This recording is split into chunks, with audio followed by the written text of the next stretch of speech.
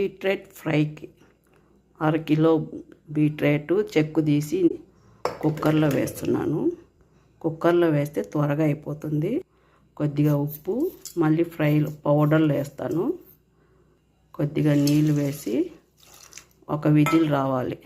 Stove మీద cooker పెట్టి beetroot ఉడికిపోయిందండి, మెత్తగా ఉడికిపోయింది.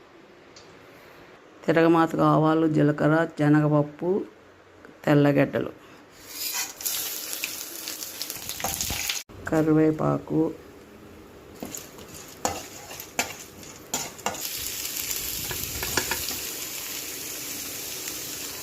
కొద్దిగా పసుపు, ఇవి బాగా తేమ పోయిన దాకా ఫ్రై చేసుకోవాలి. తాలింపు కోసం పప్పులు, కొద్దిగా సాల్టు, ఎండుమిర్చి, వెల్లుల్లి రెబ్బలు ఇవి మిక్సీలో వేసుకొని పొడి చేసుకోవాలి.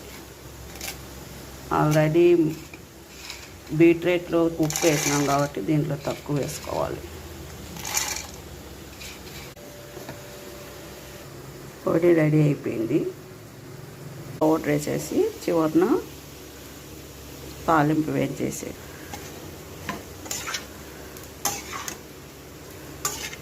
చేయండి. ఆయిల్ తక్కువ, చూడండి ఆయిలే లేదు, తక్కువ ఆయిల్ హెల్త్కు మంచిది.